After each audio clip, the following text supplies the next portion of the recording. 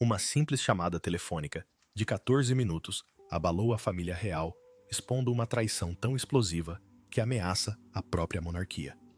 Enquanto recuperava de um cancro, o rei Carlos III descobriu que Camila, a mulher com quem lutou durante décadas para se casar, o vinha sabotando secretamente, questionando a sua força, troçando da sua saúde e discutindo futuras manobras de poder com uma figura estrangeira.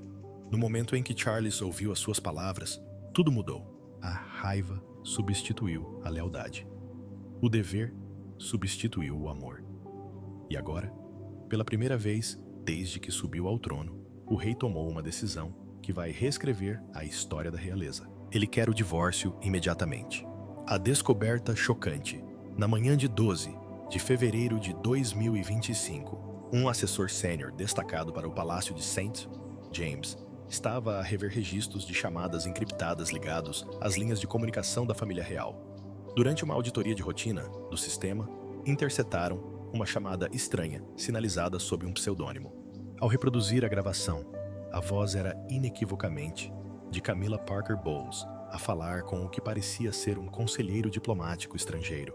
A conversa durou pouco menos de 14 minutos, mas o seu conteúdo deixou o funcionário perplexo.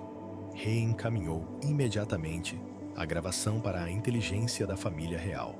O conteúdo da chamada estava repleto de implicações alarmantes. Ouviu-se Camila a menosprezar casualmente o rei Carlos III, referindo-se à sua atual batalha contra os problemas de saúde como uma fraqueza que a monarquia não se pode dar ao luxo de ter. Ela chamou-lhe emocionalmente frágil e incapaz de liderar no futuro. Ela também deu a entender ter influência sobre as decisões internas da família real, incluindo a visibilidade futura do príncipe William e de Catherine. O tom não era pessoal, mas estratégico. Ela estava a discutir a manipulação de legados, os horários de sucessão e a influência política com alguém de fora do Reino Unido. Às 17h foi enviado um alerta vermelho a Sir Lionel Grayson, chefe da Proteção Real. Confirmou que o número estrangeiro pertencia a um enviado dos Emirados Árabes Unidos. Anteriormente realizada em Sandringham, no final de 2024, a gravação foi imediatamente autenticada por vários agentes dos serviços de informação. Uma cópia secundária foi feita e enviada, através de um mensageiro encriptado, às equipas privadas da princesa Ana e do príncipe William. O que tinha sido uma auditoria discreta acabou por acender uma chama constitucional. À meia-noite, Charles, que se encontrava a recuperar em Highgrove House do tratamento contra o cancro, foi informado pessoalmente. O monarca terá escutado em silêncio, com o rosto pálido, ao ouvir o discurso de Camila. Se ele cair, alguém terá de se levantar. Charles terá dito, aquela voz, aquela traição. Testemunhas disseram que saiu da sala sem dizer mais uma palavra, retirando-se para a sua capela particular. O homem que outrora desafiara o mundo para ficar com ela acabara de... A ouvir tramar a sua ruína, as paredes do palácio, há muito habituadas ao silêncio e aos segredos, ecoavam agora com uma fúria silenciosa. O que começou por ser um problema técnico, revelou um ato de traição tão calculado, tão íntimo, que se alastrou pela casa real como um incêndio. A voz de Camila, antes o seu instrumento de charme, era agora a prova de traição. E para o rei Carlos lutar contra uma doença e liderar uma família fragmentada, isto era mais do que pessoal, era um assunto de repercussão nacional. A traição exigia uma resposta e ele não a ia adiar. A fúria de Charles nas primeiras horas do dia, 13 de fevereiro, os conselheiros reais testemunharam uma cena raramente vista. O rei Carlos III, enfurecido, bateu com força com o dossiê confidencial sobre uma mesa lacada na sala de estar verde de Clarence House e declarou que a chamada telefônica constituía uma traição, uma violação da confiança conjugal e soberana. Exigiu a convocação imediata de um conselho de crise à meia-noite, reunindo conselheiros jurídicos, representantes do MI5 e membros importantes da família real. Um assessor descreveu a cena como o rescaldo de uma tentativa de golpe para um monarca em tratamento intensivo de quimioterapia. A traição da pessoa que lhe era mais próxima não era apenas humilhante, mas também desestabilizadora. Charles já tinha passado por semanas de tratamento no Hospital St. Bartholomew com um prognóstico anunciado publicamente a 8 de janeiro. E agora, apenas 36 dias depois, a sua confiança e imagem estavam destruídas. Ela desmantelou, sussurrou um conselheiro real. Não com força, mas com estratégia. O rei não estava apenas de coração partido, estava em alerta. Carlos solicitou aconselhamento jurídico histórico, investigando precedentes reais que remontavam à crise da abdicação de 1936. Também reviu correspondência pessoal da rainha-mãe, onde esta alertava para alianças formadas à porta fechada. Carlos começou a cruzar informações sobre compromissos anteriores, nos quais Camila parecia exercer controlo sobre as relações externas. Ordenou uma revisão dos seus registros de viagens de 2018 a 2024, incluindo as suas visitas individuais ao Dubai, Canadá e Alemanha. A 15 de fevereiro, Carlos convocou Lord Percival Stratton, um dos mais discretos advogados constitucionalistas da família real. A ordem era clara: começar a redigir os termos para uma possível separação privada da família real, com os títulos, o financiamento público e a residência de Camila em análise. Charles não seria mais manipulado. A partir daquele momento, o seu reinado não carregaria mais ambições. O rei preparava uma coroa sem ela. O que antes era uma mera desavença sussurrada, transformou-se numa crise real. Charles não estava simplesmente a reagir, estava a recalibrar a situação. As suas decisões não determinariam apenas o destino do seu casamento, mas também a confiança pública numa monarquia já testada. Enquanto os conselheiros se esforçavam por conter as consequências, uma verdade tornou-se clara. Já não se tratava das palavras de Camila, mas sim das suas intenções. E o rei decidira que a mulher que estivera ao seu lado na coroação não caminharia mais ao seu lado. As manobras de poder de Camila foram expostas. Após a fuga da ligação, iniciou-se uma investigação mais aprofundada sobre as relações estratégicas de Camila, especialmente a sua crescente influência entre dignitários estrangeiros e membros importantes da imprensa britânica. Um dossiê intitulado Soberania Oculta começou a circular entre os serviços de informação do palácio. O conteúdo era condenatório. Padrões de manipulação subtil, fugas de informação seletivas e narrativas públicas cuidadosamente orquestradas desde pelo menos 2020 indicavam que Camila era mais do que apenas consorte. Tinha sido a principal articuladora da campanha por uma coroa esculpida à sua imagem. Um rastro de e-mails rastreado até outubro de 2023 revelou a correspondência de Camila com 2 embaixadas estrangeiras e um editor de um tabloide agora desacreditado. Numa das trocas de mensagens, ela descreveu Charles como inadequado para um longo período no poder e discutiu hipotéticas estratégias mediáticas para o período pós-transição. Ela também mencionou o Projeto Bowles, uma aparente iniciativa para preparar Tom Parker Bowles para um papel consultivo alargado no protocolo do tribunal. Embora não oficial, a implicação de ambição dinástica alarmou todos os níveis da governação da corte. Num outro memorando confidencial datado de 19 de novembro de 2024, Camila terá feito lobby contra um maior acesso da realeza ao príncipe William e Catherine, citando a gestão da imagem. O documento recuperado de um arquivo do palácio na nuvem mostrava tentativas de restringir as aparições dos herdeiros no dia da Commonwealth, no domingo da lembrança, e numa proposta de digressão real para 2025. As suas ações foram interpretadas como controlo de acesso, restringindo a visibilidade dos verdadeiros herdeiros em favor da preservação do seu próprio papel público. Agora totalmente exposta à rede de influência de Camila, estava a desmoronar-se. Os conselheiros reais receberam instruções para congelar todas as iniciativas pendentes que tivessem o seu nome. O gabinete de comunicações, que anteriormente estava parcialmente sob o seu controle, foi transferido para a equipa de comunicação social de Anne e William. Da noite para o dia, Camila tornou-se uma figura suspeita dentro da própria casa que um dia tentara comandar.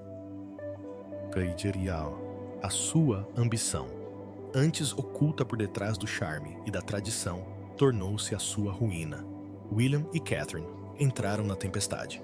Na noite de 16 de fevereiro de 2025, o príncipe William recebeu um memorando confidencial classificado como Nível 1 Windsor. Dentro da caixa estava a transcrição da chamada interceptada de Camila, juntamente com um relatório complementar sobre a sua influência nos meios de comunicação social. Fontes dizem que William leu o documento no seu escritório no Palácio de Kensington, permanecendo em silêncio durante 22 minutos. Quando levantou os olhos, a sua expressão era fria. Convocou imediatamente o chefe de gabinete do seu pai e exigiu uma reunião direta com Carlos no prazo de 24 horas. Catherine, informada momentos depois, nos seus aposentos privados, terá agarrado a pasta e murmurado. Ela fez isso outra vez. Para Catherine, que suportara as microagressões de Camila durante mais de uma década, isto era mais do que uma simples intriga palaciana. Era a guerra. Em 48 horas, a princesa de Gales iniciou uma reunião de cimeira à porta fechada com a princesa Ana e Lady Sarah Chateau alinhando o círculo junto à monarquia. O objetivo: proteger a monarquia da implosão. O plano: apoiar Carlos isolar Camila e estabilizar a sucessão. A 18 de fevereiro, William emitiu uma declaração pública velada através dos meios de comunicação reais. Em tempos de incerteza, a coroa guia-se pelo dever, não pelo ego. A imprensa interpretou isto como uma condenação direta da traição de Camila. Nesse mesmo dia, cancelou 2 eventos em Manchester e Oxford para realizar reuniões de planeamento de emergência no castelo de Windsor. Catherine contactou aliados reais de longa data, incluindo o Lord Chamberlain Andrew Parker, solicitando uma investigação formal sobre os direitos de imprensa da rainha consorte. Dentro dos muros reais, a mensagem era clara. Os herdeiros tinham traçado uma linha. Guilherme e Catarina já não eram meros símbolos da realeza moderna. Eram a muralha de proteção da monarquia.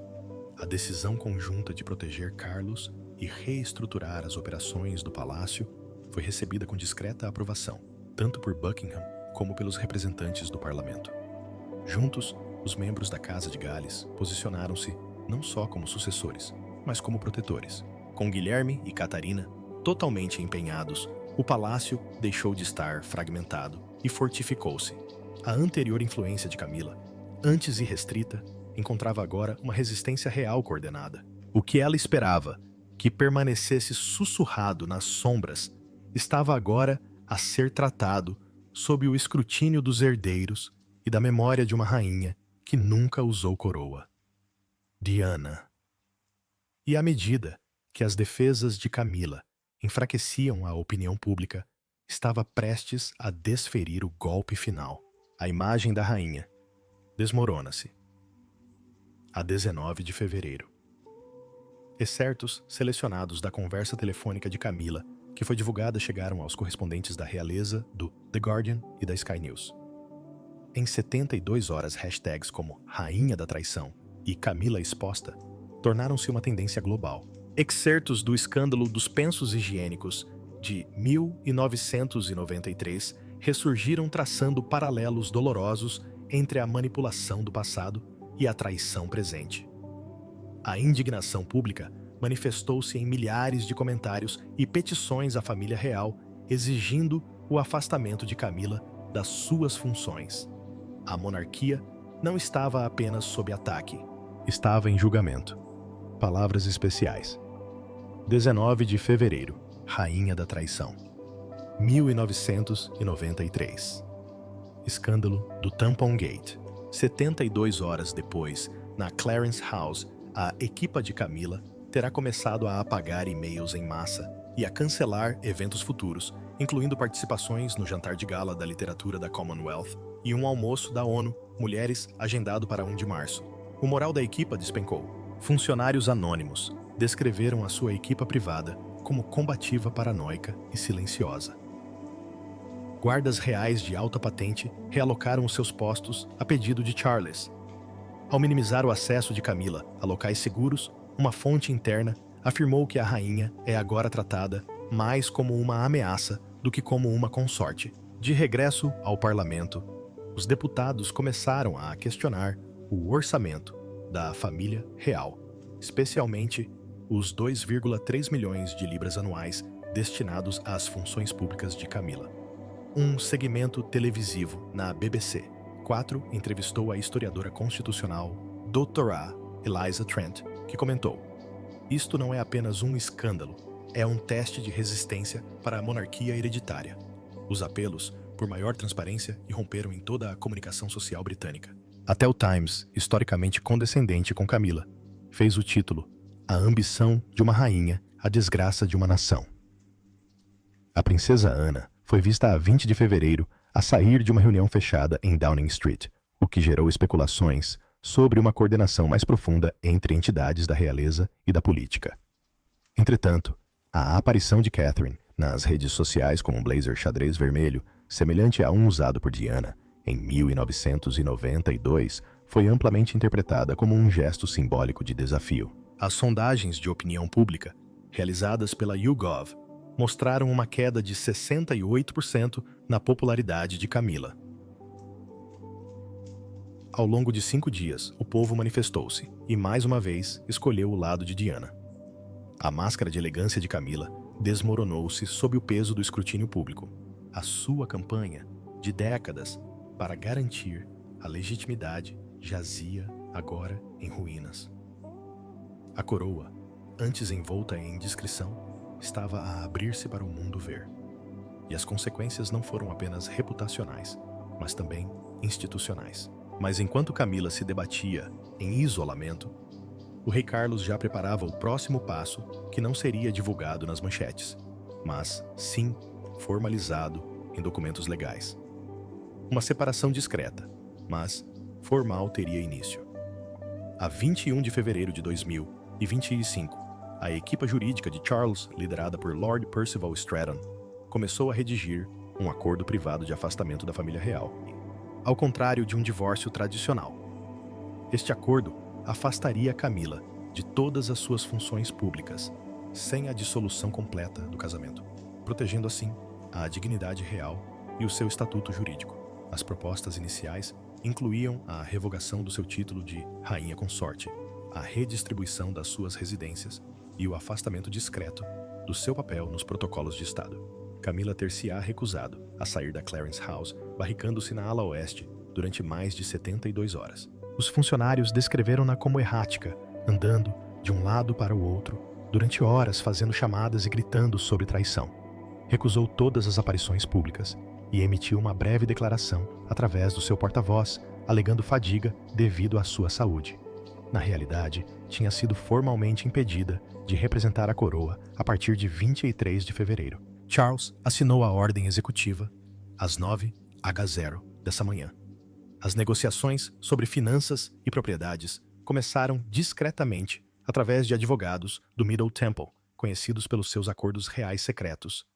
As discussões incluíram a propriedade de Luini Wermod, a sua futura equipa de segurança e a dissolução das suas instituições de caridade pessoais, como a sala de leitura. Embora legalmente ainda fosse sua esposa, Camila já não era agora, oficialmente, um membro ativo da família real.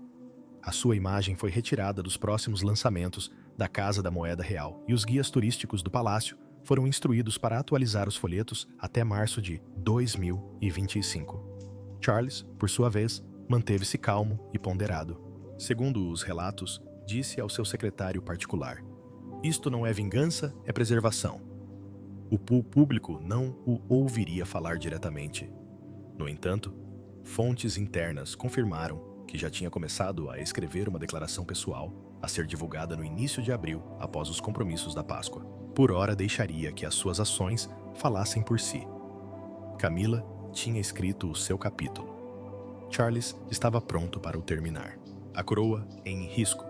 A 24 de fevereiro de 2025, os membros do parlamento solicitaram discretamente uma reunião de emergência com conselheiros constitucionais de alto nível. As preocupações centravam-se na possibilidade de as ações de Camila, gravadas em vídeo, a minar a monarquia, comprometerem a estabilidade nacional. Um relatório distribuído a 40 e membros do parlamento, destacou 3 riscos principais: interferência estrangeira, manipulação dentro da Casa Real e desestabilização súbita da linha de sucessão. Pela primeira vez, desde a crise da prorrogação do parlamento, em 2019 a própria coroa esteve sob escrutínio político. A confiança pública começou a diminuir rapidamente. Uma sondagem da YouGov, divulgada a 25 de fevereiro, revelou que 63% dos cidadãos acreditavam que a presença contínua de Camila ameaçava a credibilidade da monarquia. Editoriais de todo o Reino Unido, do Telegraph ao Guardian, publicaram alertas de que a inação poderia enfraquecer a autoridade moral de Charles. Alguns parlamentares sugeriram mesmo a revisão da Declaração de Direitos de 1689, que estabelece proteções contra a violação da soberania. A pressão aumentava de todos os lados. Entretanto, grupos pró-monarquia realizavam manifestações em Londres, Edimburgo e Cardiff, onde multidões entoavam cânticos de apoio a Guilherme e Catarina. As estimativas de público ultrapassaram as 19.000 pessoas em apenas 2 dias. A mensagem era clara. Confiavam nos Gales para proteger a coroa. Os comentadores observaram que esta foi a primeira vez desde 1997, após a morte de Diana, que a afeição pública se deslocou de forma tão drástica para a geração seguinte. O sinal era inegável. Por detrás dos muros do palácio, Carlos confrontava-se com a realidade de que, se não fizesse nada, a monarquia poderia ruir. Os seus conselheiros alertaram que manter laços com Camila poderia levar a um impasse constitucional entre o parlamento e a coroa. Nessa noite, Carlos terá dito a um confidente: "Sobrevivi ao cancro. Não deixarei a monarquia morrer de desilusão." O rei compreendeu o que viria a seguir. Para salvar a instituição, teria de romper o casamento. A coroa resistira durante séculos, mas nunca em pontos tão frágeis. As ações de Camila não foram apenas desrespeitosas, foram desestabilizadoras. A nação observava. O parlamento sofria mudanças e a família real preparava-se para uma transformação profunda. Mas Camila não estava disposta a render-se encurralada e perdendo influência rapidamente. Ela preparou-se para a luta da sua vida, uma tentativa desesperada de reescrever a narrativa e salvar a sua coroa em ruínas. E esse desespero só iria agravar a crise. A luta desesperada de Camila para manter a coroa. A 26 de fevereiro de 2025, Camila divulgou um comunicado através do seu porta-voz, alegando que a chamada que foi divulgada tinha sido completamente retirada do contexto, insistindo que estava a discutir questões logísticas de saúde e pedidos de apoio internacional. A sua mensagem chegou aos repórteres da realeza às 7h15, mas teve o efeito contrário quase imediato. Os analistas apontaram incoerências entre a sua explicação e o conteúdo da gravação. Em 8 horas, a sua declaração foi duramente criticada por especialistas jurídicos de uma cadeia nacional de televisão. Camila tentou então reformular a sua imagem pública através dos seus aliados de longa data nos mídia, incluindo um antigo editor do Daily Mail. Começaram a surgir fugas de informação, alegando que ela era vítima de uma campanha difamatória orquestrada por William I. Um artigo particularmente ousado acusava o príncipe de Gales de ultrapassar os limites das suas funções reais. Mas, a 27 de fevereiro, o gabinete de imprensa do palácio refutou publicamente as alegações. O contra-ataque falhou, a porta fechada. Camila tentou travar o processo judicial, apelando diretamente a Carlos. Ela solicitou uma audiência privada em Highgrove, que durou 22 minutos, no dia 28 de fevereiro. As testemunhas descreveram o seu tom como desesperado, representando o papel da esposa incompreendida. Mas Carlos recusou todos os seus apelos. Pela primeira vez, desde o casamento, em 2005, encerrou a reunião, pedindo-lhe que abandonasse a propriedade imediatamente. Esse foi o ponto de não retorno. As repercussões internacionais não tardaram a chegar. Dignitários estrangeiros de França, Jordânia e Japão cancelaram futuros encontros com Camila, alegando alterações de agenda. Os diplomatas admitiram em privado que os cancelamentos foram intencionais para evitar qualquer associação com o escândalo. Até os membros da sua família alargada se distanciaram, incluindo Tom Parker Bowles, que desistiu de participar num festival gastronômico público agendado para 3 de março de 2025. O Império de Camila estava a desmoronar-se rapidamente. As tentativas de Camila de reescrever a narrativa apenas expuseram até onde estava disposta a ir para se manter no poder. Mas, enquanto ela se afogava em desespero, o mundo olhava para outro lado. Para o passado e para uma mulher, cujos alertas ecoavam agora mais alto do que nunca. A voz da princesa Diana, antes ignorada pela instituição, ressurgia da história para iluminar a verdade. E no seu legado, o mundo encontrou clareza. A queda de Camila já tinha sido prevista há décadas. O legado de Diana emerge das sombras. A 4 de março de 2025, as antigas entrevistas de Diana voltaram a dominar os média britânicos. Uma repetição da entrevista de 1995 para o programa Panorama, exibida pela BBC, atraiu 6,8 milhões de espectadores, repetindo a icônica frase: "Éramos 3 neste casamento". As redes sociais explodiram com comparações lado a lado da chamada de Camila, que foi divulgada, e os alertas iniciais de Diana. O público viu uma profecia cumprir-se. A traição, a repetir-se sob os mesmos nomes, as mesmas paredes do palácio, a mesma dor. Por toda a Londres, os memoriais encheram-se de flores. Nos jardins de Kensington, foram prestadas mais de 4.000 homenagens numa só noite, com cartazes escritos à mão que diziam: "A Diana alertou-nos" e "Protejam o William". Jovens, que nem sequer tinham nascido antes de 1997, partilharam vídeos de Diana a falar sobre manipulação e guerra emocional dentro do sistema da família real. O passado não estava a ressurgir. A reação foi de pura vingança. Em resposta, William enviou uma mensagem privada, cuidadosamente elaborada, que foi distribuída pelos altos escalões do palácio. "A força da minha mãe guia-nos. A verdade dela ilumina o nosso caminho."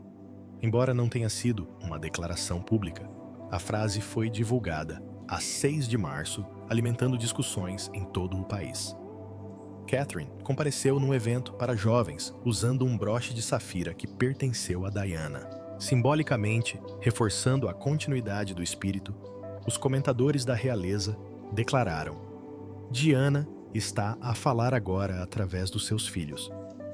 No interior do Palácio de Buckingham, Carlos revisitou as cartas arquivadas de Diana escritas entre 1984 e 1996, guardadas numa gaveta particular. Fontes dizem que passou 3 horas a ler notas que alertavam sobre pessoas que sorriem com ambição. Comovido até as lágrimas, terá sussurrado: "Tinhas razão." Para Carlos, isto era mais do que recordar Diana. Era despertar para verdades que ela tanto se esforçava por expor. Com a voz de Diana a ecoar novamente, a monarquia tinha sido moralmente realinhada. A traição fora exposta. O público escolhera o seu lado. E Charles finalmente viu a verdade sem distorções. Tudo o que restava era agir. Agir de verdade, definitivamente, de forma irreversível. Chegara o momento de Carlos restaurar a integridade da coroa e remodelar o futuro, escolhendo a lealdade em vez da história, a verdade em vez do conforto e o legado em vez do amor. A próxima era da realeza. A 8 de março de 2025, Carlos convocou uma reunião constitucional confidencial com o Lord Chamberlain Andrew Parker, a princesa Ana e o príncipe William. O tema foi a reestruturação da monarquia após Camila. Guilherme, nomeado por Carlos, alargou a sua autoridade constitucional, concedendo-lhe a supervisão da correspondência de Estado, das viagens regionais e das reuniões de emergência. Esta foi a maior mudança na responsabilidade da família real desde o início do reinado da rainha Isabel II, em 1952. O papel de Catherine expandiu-se igualmente. Passaria a ser a principal representante das iniciativas humanitárias da Commonwealth, começando com eventos agendados para abril de 2025. A sua popularidade nos mídia disparou com a aprovação, a atingir os 91%, a maior de qualquer membro da realeza desde Diana. O Palácio de Buckingham atualizou discretamente a documentação oficial listando William e Catherine como as principais figuras públicas da monarquia. A Casa de Gales estava oficialmente em ascensão. Entretanto, Carlos ultimava os documentos legais para a separação formal de Camila. O anúncio final estava agendado para 25 de março de 2025. Poucas semanas após o escândalo ter vindo a público, o título de Camila seria reduzido para princesa consorte, e o seu financiamento público seria redirecionado para programas de saúde mental e para a juventude defendidos por William e Catherine. A reestruturação não foi apenas pessoal. Foi simbólico, restaurador e histórico. Finalmente, a 21 de março, Charles, William Catherine e Anne apareceram juntos no Palácio de Buckingham pela primeira vez desde o início da crise. Uma multidão de mais de 40 mil pessoas encheu o National Mall. À sua frente, unida a monarca, o futuro rei e o pilar moral da monarquia, assinalou um novo amanhecer. A era de Camila tinha terminado. A era do dever, do legado e dos verdadeiros herdeiros de Diana tinha começado. Os muros do Palácio de Buckingham testemunharam inúmeras tempestades de abdicações, a escândalos de traições, a desilusões amorosas. Mas nada se compara à crise que se desenrola agora, depois de ter ouvido a chamada telefônica traiçoeira de Camila. Charles compreendeu algo devastador. A mulher em quem mais confiava tornara-se a maior ameaça interna à monarquia. As suas palavras não foram lapsos de frustração. Eram estratégias, manipulações e planos para um futuro onde Charles estivesse enfraquecido e ela detivesse as rédeas. Aquela chamada não magoou apenas um marido.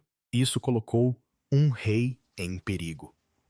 E assim, num ato de força que poucos esperavam de um homem que lutava contra meses de tratamento contra o cancro, Carlos escolheu a coroa, em detrimento do casamento que outrora defendera com a sua reputação, a sua dignidade e até a paz de Diana.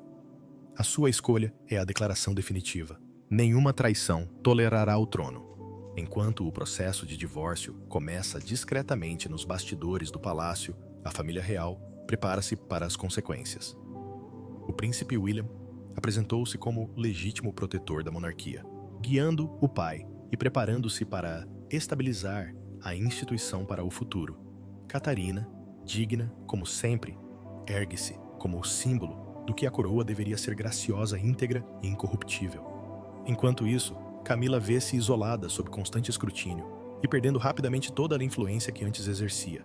O seu legado, já manchado por décadas de controvérsia, enfrenta agora o seu colapso final. Nenhuma manipulação da imprensa, nenhum aliado conhecido, nenhum encanto estratégico pode apagar as palavras captadas naquela gravação.